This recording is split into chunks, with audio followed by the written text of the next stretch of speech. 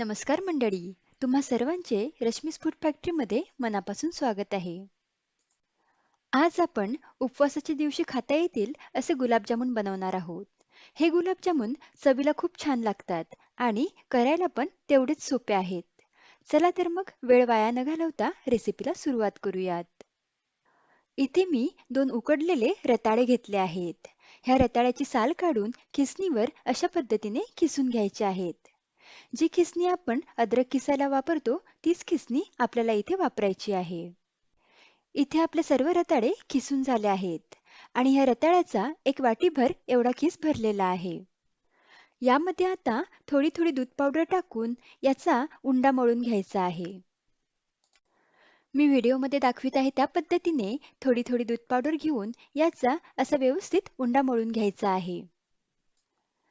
इथे बघा मी व्यवस्थित असा याचा उंडा मळून घेतला आहे. इतक्या रताळ्यासाठी मला इथे पोहे खायचे 11 चमचे दूध पावडर लागलेली आहे. आता हातावर अगदी पाव चमचा साजूक तूप घ्यायचं आणि हा उंडा एकदा असा व्यवस्थित मळून घ्यायचा, जेणेकरून याचा चिकटावा निघून जाईल. तुम्ही बघू शकता अगदी मऊसूत असा हा उंडा आपला इथे मळून तयार आहे. आता हा उंडा 10 मिनिटे असाच मुरू देऊयात.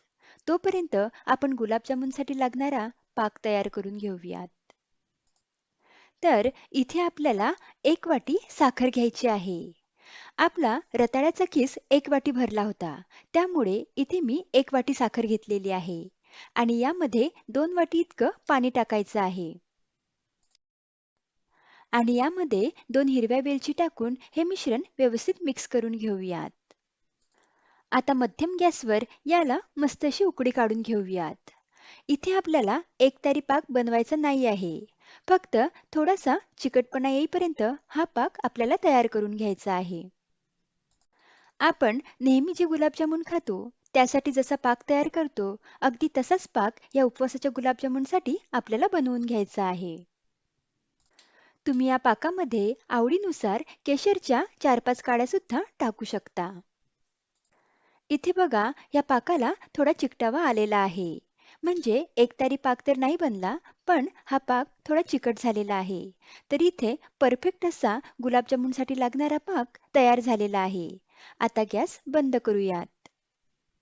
इथे गुलाबजामुनसाठी लागणारा उंडा सुद्धा मस्त मुरलेला आहे.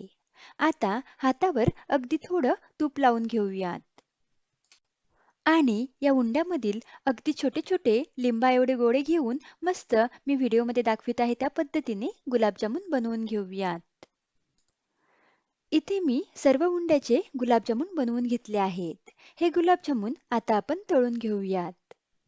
इथे मी कढईमध्ये तेल गरम करायला ठेवलेलं आहे.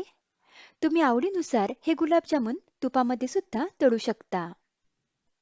इथे आपल्याला तेल अगदी कडकडीत गरम करून नाही घ्यायचं आहे. अगदी हलकसं गरम झाल्यावर यामध्ये एक एक गुलाबजामुन अगदी अलगदपणे सोडायचा. आणि लो फ्लेमवर मस्त खरपूस रंगावर हे गुलाबजामुन आपल्याला तळून घ्यायचे आहेत. अगदी 30-40 सेकंदांनी ह्या गुलाबजामुनची बाजू पलटी मारून घ्यायची आहे. आणि असे उलटपुलट करून हे गुलाबजामुन मस्त खरपूस रंगावर तळून घ्यायचे आहेत. आता इथे बघा ह्या गुलाबजामुनला मस्त खरपूस रंग आलेला आहे.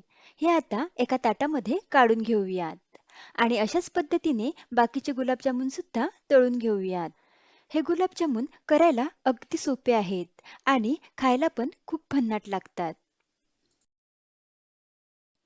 इथे मी सर्व गुलाबजामुन तळून घेतलेले आहेत.